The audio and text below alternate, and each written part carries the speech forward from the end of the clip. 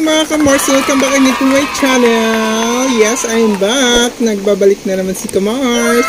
And for today's video mga Kamars, gagawa tayo ng tuyumansi. Ayan, sus ng ating shumay. Ayan, shumay yun ha. Ayan, first time natin gagawa dahil magtitinda ulit na naman tayo sa labas ng homemade shumay ni Kamars. Kaya let's go mga Kamars, samahan niyo ako.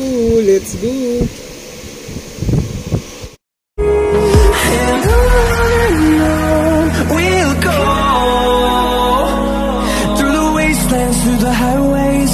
Till my shadow turns to sun rays, and on we'll go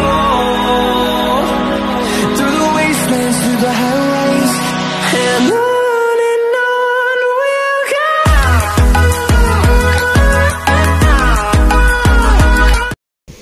Ito pala yung mga ingredients natin mga Kamars. Ayan, meron sa yung 2 cups of soy sauce or tuyo. Ayan, roast natin.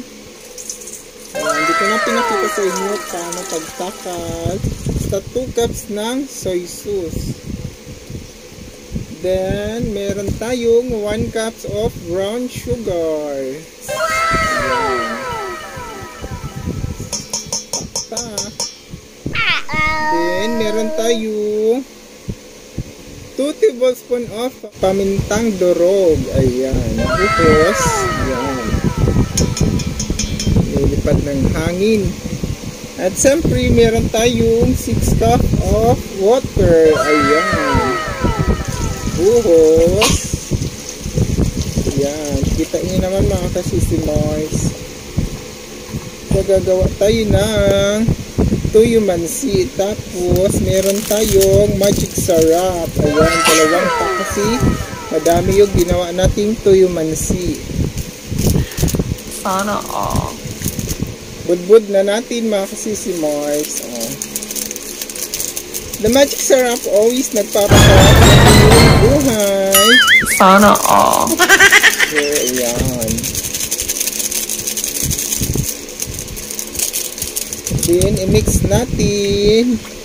Yan, imikos-mikos. Papakita ko sa inyo. Ayan, Kita niyo naman mga kasisimars. Kailangan matunaw natin yung sugar. Ayan.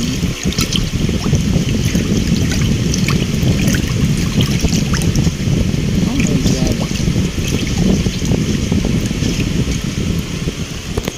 So, abangan! So, isasalang muna natin siya mga kasisimars. Ayan siya. So, antayin natin siya kumulo. Ang ating tuyumansi. Ayan. May apoy yan.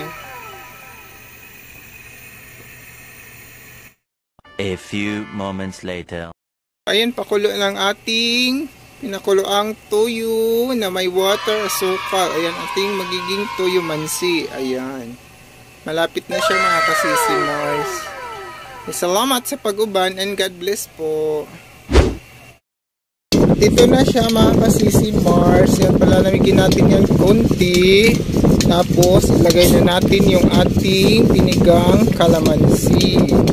Ayan. So, haluin para mabilis lumamig mga kasisimars. Ayan, ito kasi ang maganda para matagal mapanis ang ating tuyumansi. Kaya niloto natin siya mga kasisimars.